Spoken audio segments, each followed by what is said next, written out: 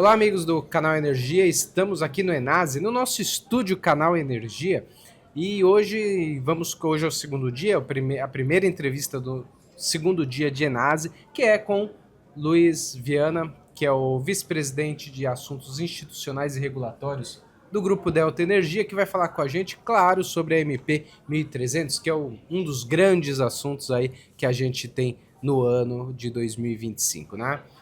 Viana, deixa eu puxar só um pouquinho para cá, para a gente bater um papo. Obrigado pela sua presença, obrigado aí por dividir o seu conhecimento, sua experiência aí do setor elétrico com a gente. Então, acho que dá para a gente começar justamente sobre esse tema, né? A MP veio, era esperada, o ministro já vinha falando há muito tempo sobre ela, que ia mudar o setor, ser um divisor de águas para o setor elétrico, né? Brasileiro. Veio a MP, foi apresentado ao Congresso. O Congresso apresentou 600 emendas, né? Um dos maiores números já dos últimos anos, com certeza. Né? Acho que eu só me lembro de um que a gente pode considerar equivalente, que foi a MP da Eletrobras, né? O projeto de lei da Eletrobras, que culminou na privatização da empresa. Né? Eu queria te perguntar. Sem querer interromper, lembraria também a MP 144, A 144 de 2003, também, né? Que resultou na Lei 10.848, que é o nosso modelo atual do setor elétrico.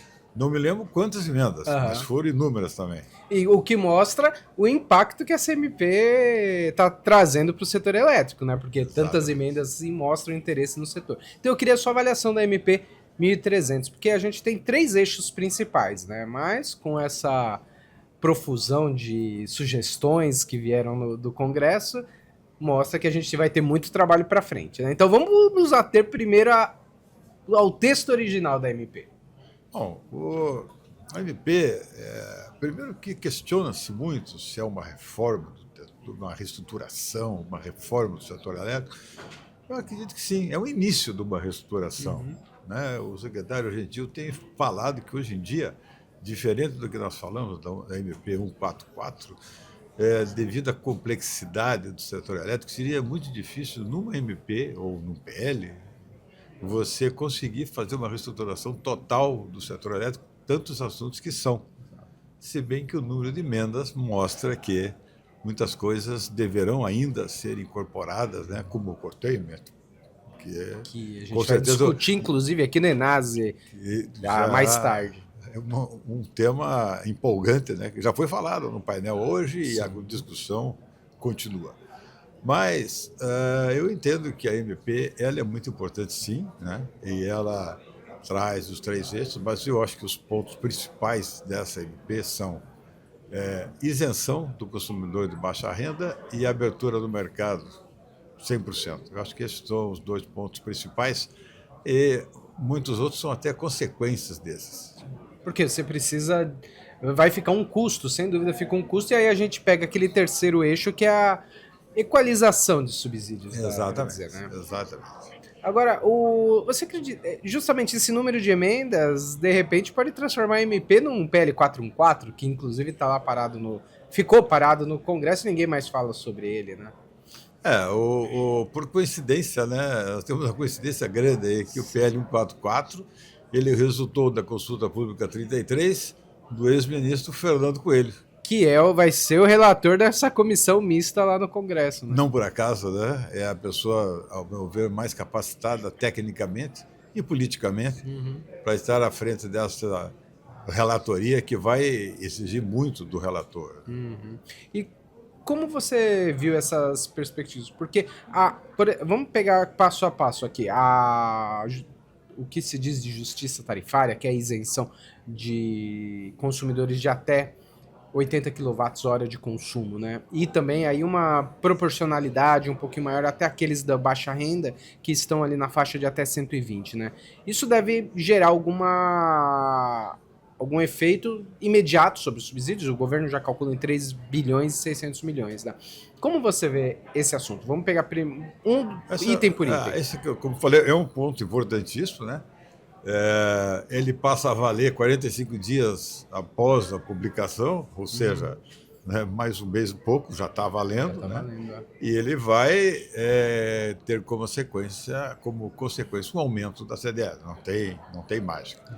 Agora, eu entendo que a justiça tarifária, assim, hoje nós temos 17 milhões de consumidores cadastrados como baixa renda, que já tem descontos. Tem uma escadinha, né? Mesmo que até 30 kWh mês, né? Eles são isentos, depois tem uma escadinha. Agora não. Agora esses 17 milhões de famílias, né? Que são 60 milhões de pessoas, aproximadamente, vão ter tarifa zero, até excluindo o ICMS. Claro, tem Mas que vão sempre ter, colocar que é tem atribuição aí vai depender estadual, de cada estado. Exato. Mas vão ter tarifa zero de energia até 80 kWh e para uma justiça tarifária, outros 16 milhões de consumidores com consumo até 120 kWh ficarão isentos da CDE. Qual que é a lógica disso? Você não onerar esses consumidores, que também são de baixa renda, são 16 milhões, mais 55 milhões, né, de pessoas, não onerar em função da isenção dos consumidores cadastrados como baixa renda. Agora, isso. Bom, o governo coloca como uma contrapartida trazer a abertura do mercado livre. Aí a gente passa para o segundo eixo, né? Que é a abertura total do mercado para todo alta e baixa, alta tensão, que já era, agora baixa tensão também, escalonado ali. Agosto de 26, dezembro de 27, dependendo de qual a sua classificação, né? Exato. Como que você vê isso também? Isso pode trazer algum tipo de problema? Ou como que você que está no grupo Delta, que tem comercializadora, tem a Luz, que está atuando ali junto à geração distribuída, mas a gente já Varejo, conversou né? sobre isso, Exato, já exato. pode se ampliar um pouquinho mais. Confirmando, né, esse projeto sendo se convertido em lei da forma que ele estaria, ele traria bastante oportunidade. Como que você vê a preparação para chegar nesse momento? Lá para 28, né? Esse é um ponto bastante importante e eu acho que, se eu não me engano, na última conversa nossa, eu falei que seria possível abrir todo o mercado até 2026. E não ficou muito longe disso, né? Inicialmente, até o ministro chegou a falar em até 2030 e ficou 2027. Primeiro comercial, depois uma segunda etapa industrial. Acho que ficou bom, né? E o que nós fizemos lá na Delta, né? Você citou a Luz. A Luz é a nossa varejista, ela atende o varejo, mas também atende a GD compartilhada. E a GD compartilhada nada mais é, e para nós a finalidade uma preparação para a abertura do mercado da baixa tensão. Você vai lidar, nós já estamos lidando com consumidores que têm um ticket médio muito baixo, né? Antes da portaria 50, que abriu todo o mercado de alta tensão a partir de 1º de janeiro de 2024, nós falávamos num ticket aí em torno de R$50 mil mês. Depois da portaria 50, começamos a falar em 10 mil. Aí você começa a mudar o perfil de consumidores, né? 10 mil reais mês, já estamos falando de padarias, pequenos shoppings, pequenas indústrias. Já muda bastante o perfil. Agora, quando você fala no ticket R$200, se muda ainda mais. E nós nos preparamos, né? Estamos nos preparando, através da nossa varejista Luz, em basicamente um tripé, que é recursos humanos, que são recursos humanos mais voltados ao varejo. Aí nós temos profissionais que vêm de startup, que vêm de telefonia, que vêm de banco, que são mais acostumados com o varejo. Lidar com número de clientes, né? Daí tem a perna do tripé do marketing, que é muito importante, né? Porque aquele contato que você fazia ponto a ponto, né? Nosso pessoal comercial diretamente com o consumidor, ele fica impossível. Aí nós começamos a usar mais redes sociais, né? Que é uma forma de um marketing mais de massa. Direto, né? Direto. Né? E o terceiro, que é a terceira perna desse tripé, que é tecnologia. Então, nós adquirimos, há cerca de 2 anos, uma empresa de tecnologia para desenvolver software e hardware para atender esses consumidores. Você imagine, por exemplo, como é que ficaria o billing, né? Nós estamos falando do universo aí de 80, 90 milhões de consumidores. Não vai ser isso, porque nem todos vão migrar, mas que seja 40, 50% disso, 30%. Espalhado pelo Brasil inteiro, Espalhado né? pelo Brasil inteiro, né? Porque a GD compartilhada você atende uma área de concessão. Aí não, você pode atender um consumidor no Amapá, Sim, né? Diretamente. exato. Então, você precisa de um sistema de billing para atender milhares de consumidores. Você precisa de hardware para você criar facilidades para esses consumidores, né? Nós já temos um aparelhinho que você instala na sua caixa de energia lá e que vai monitorar o teu consumo. Então, você vai saber dia a dia quanto está a tua conta de energia. Você vai, já sabe, né? Os consumidores Sim, nossos da sim. GD Compartilhada já têm isso. Já sabe quais são os vilões da tua conta de energia, se é a máquina de lavar roupa, se é o secador de cabelo, etc. e tal. Então, esse tripé é muito importante. E nós estamos, talvez tenhamos saído um pouco à frente, né, de outros, porque estamos já com esse treinamento para abertura total do mercado. E uma coisa que você falou agora, que me veio à cabeça agora, pô, uma empresa, por exemplo, a Delta está em São Paulo, mas ela pode atender o cara do Amapá, né? Ou seja, você vai poder. Acho que esse momento de abertura, aí a gente vai ver se as empresas. Acaba essa questão do monopólio regional, né? Como, por exemplo, a gente tinha no passado, né? Usar o seu estado de referência, que a Copel atendia todo o Paraná, fora algumas permissionárias ali, né? Do interior. Mas aí a gente pode ver se a Copel distribuidora ela atende a necessidade, considera aquele consumidor um cliente, né? Oferece esse serviço, né? Ou mesma coisa lá na CEA, no Amapá, né? Como a gente falou. Então, por exemplo, a Delta vai ter que ter um relacionamento forte também com as distribuidoras locais, né? Vai ter que ter, fundamental, né? Porque o atendimento físico ao consumidor, a energia vai chegar no consumidor por intermédio da distribuidora local. Né? É a nossa intenção que todo o relacionamento do consumidor seja feito conosco e que nós façamos o relacionamento com as concessionárias. Sim. Então, o que você falou é certíssimo, né? Hoje, a concessionária, né, ela tem limitações regulatórias, ela não pode oferecer um produto diferenciado para o consumidor A ou B. Por exemplo, você tem uma pequena indústria em baixa tensão e você dá férias coletivas uma vez por ano. Uma comercializadora pode fazer um contrato, olha, esse mês que você vai dar férias, aqui você vai pagar a taxa mínima.